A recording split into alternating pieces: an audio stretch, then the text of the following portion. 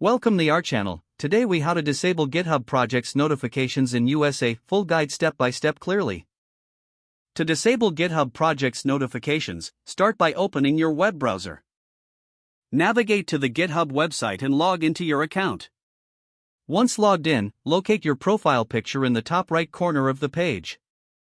Click on your profile picture to reveal a drop-down menu. From the menu, select Settings. In the left sidebar, find and click on Notifications. Scroll down until you reach the section labeled Notification Delivery. Here, you will see options for how you receive notifications. Look for the Projects option within this section.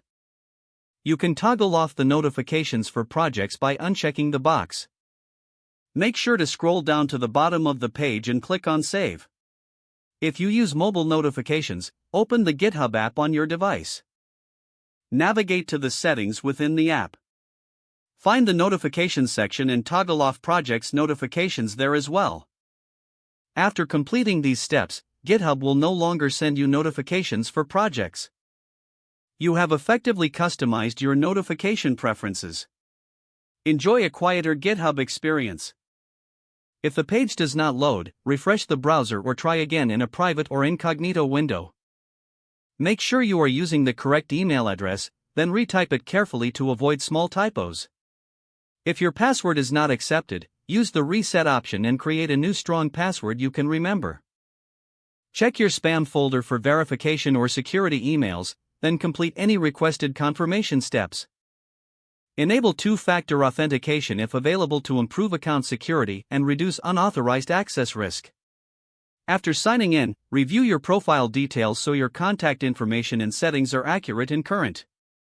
If you see an error message, note it down and try again after restarting your device and internet connection.